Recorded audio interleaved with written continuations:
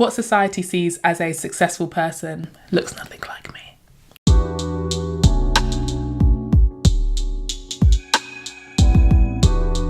Hi everybody, welcome back to my channel. I hope you guys are doing really well. Today I'm going to be talking to you about the 4 things that I do that have helped improve my emotional well-being. If you haven't already, please subscribe to my channel. For all of those who have subscribed already, thank you so much. I really appreciate it. For those who haven't subscribed, please hit that subscribe button and press that bell so you'll be notified every time I upload a new video. So when it comes to self-care, I could literally talk about this for hours and hours, but I'm not going to. Being long-suffering, putting other people first is so heavily embedded into African and Caribbean culture. Black women in particular, we need to learn how to develop and maintain a healthier relationship with ourselves. I think being a woman in general in a patriarchal society is quite a difficult space to navigate.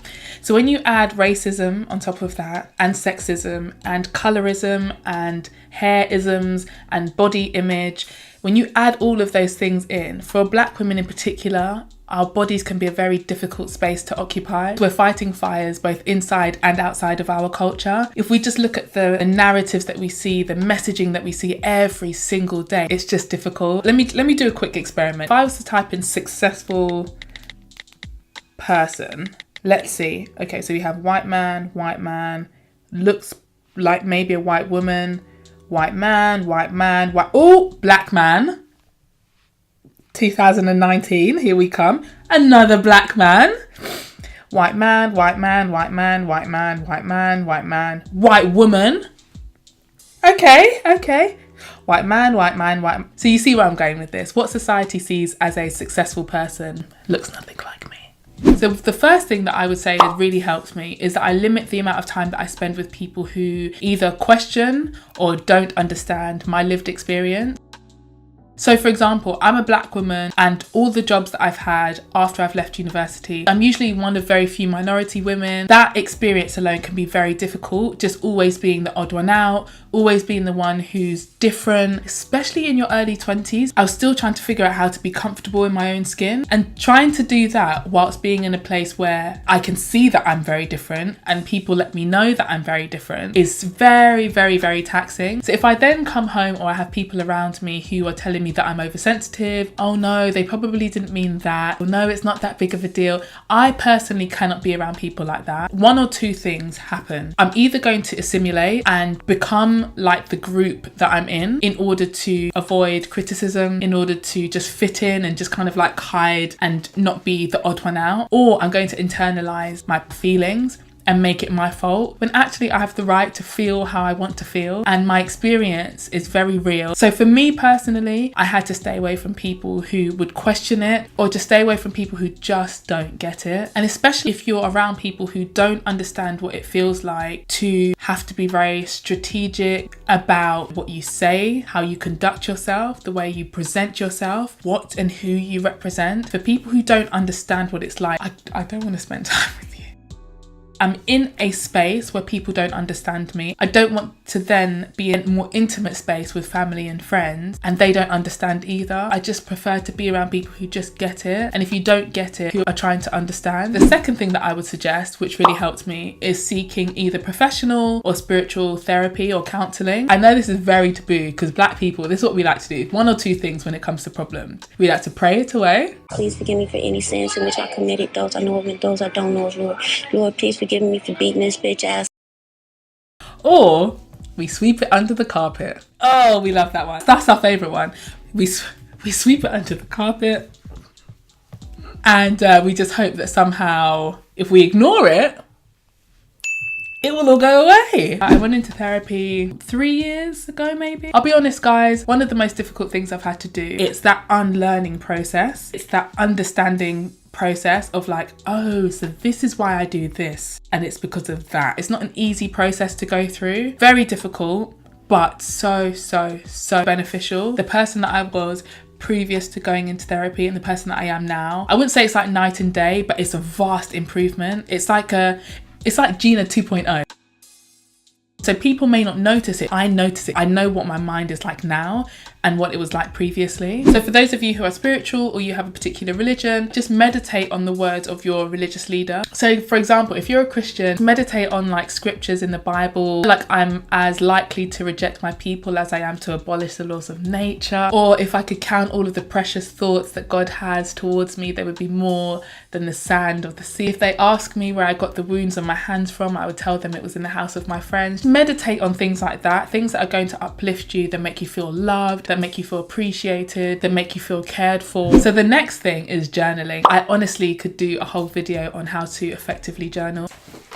I journal a lot. These are just a few. These are just a few of my journals. Like I go through, and these are all my deepest and darkest secrets. All of my secrets. I journal a lot. So I'll tell you why journaling has been very good for me. I can offload in one place with no rebuttal. Nobody gets offended. I can be horrible. I can be vulnerable. I can be mean. I can be unkind. I can be sensitive. I can be fragile. I can be weak, and nobody is there to judge me. It's a beautiful, beautiful experience. It's like a place where you can just vent. You can get everything off of your chest. I know this diary in particular, I remember this period of my life. I was just going for a lot. This one has a lot of angry words in it. So guys, if you want to see a whole video on how to journal effectively, please comment below. I would be more than happy to give you some tips on how to journal. I've had a lot of experience. There was a time in my life when I realised this journaling thing is really, really good for me. Sometimes the things that will come out during that time, you think, wow, is that really how I feel? And it gives you an opportunity to explore it and ask yourself, okay, why do I feel like that? Or why does this person in particular make me feel like that? Why is it that I can't manage to do X? Why have I been procrastinating? And it gives you an opportunity to really explore those feelings. The most beautiful thing that I've got out of journaling is I get to know myself. You know, when day to day, especially if you live in London and you're just going day to day, you're going to work, you're looking after your children, you're picking them up, you're dropping, it's very fast. There's not a lot of time to just listen to what you're thinking or to really unpick how you're feeling. It's therapeutic time for yourself, to look after yourself, to check in with yourself. There's been so many times where I've had an issue at the top of the page and 3 or 4 pages later it's done with, and I literally close my book and I don't have to deal with that problem again. So I think particularly for Black women, there's lots of very explicit narratives that can affect how we see ourselves. I've been to work once and I wore my hair curly and everybody had commented on, oh, it really suits you like that, your hair looks so lovely. And I remember one of the ladies said to me, oh, your hair looks absolutely lovely like that, but when you wear your hair straight, it looks a lot more professional. And do you know the thing is, she said that with all sincerity. She didn't realise how prejudiced she was being. She really didn't realise. So basically what you're saying is how my hair naturally grows out of my head is not professional. Equally, I'll be sitting at a dining table around my family and they'll be talking about girls or women who have soft hair or who have good hair. And I'm looking at my hair and it's not coolie, it's not loose coils. So I don't fit that standard either. And so when it comes to journaling, you're able to express deeply how you feel about yourself off the back of these very short experiences that you may have. And it gives you an opportunity to really delve deep. How did those things make me feel? I don't have coily, coolie hair. Am I okay with that? Like, am I really okay with it? So the last thing that I would say, when I step in front of the mirror, I try my best not to look at myself through critical eyes. This is what I previously do. I step in front of the mirror and I pull, I prod, I'd say, oh, my belly is too big, my thighs are too fat, my calves are too small, my arms are too flabby. And it would just be an opportunity for me to pinpoint all of the things that I didn't like. And I've stopped doing that. I'm being more proactive in saying, I like this and I like that.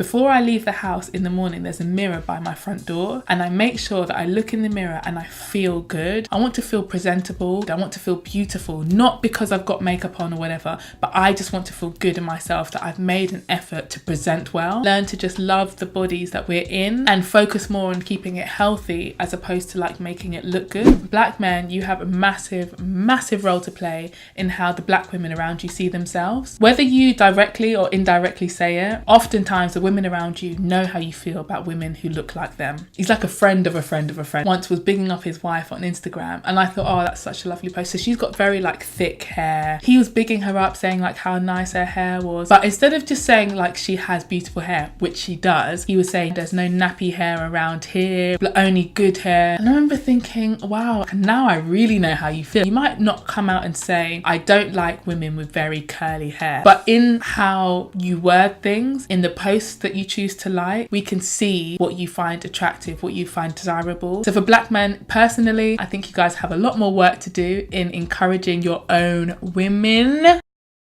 uplifting your own women. To be fair, racism, colorism, all the isms have affected you guys too. So I can't be like completely hard on you. But what I would say is just check your thinking, check your thoughts, just the same way that we will have to as well. So guys, if you like this video, please give it a thumbs up, please share it and comment below, and I'll see you guys soon. Bye.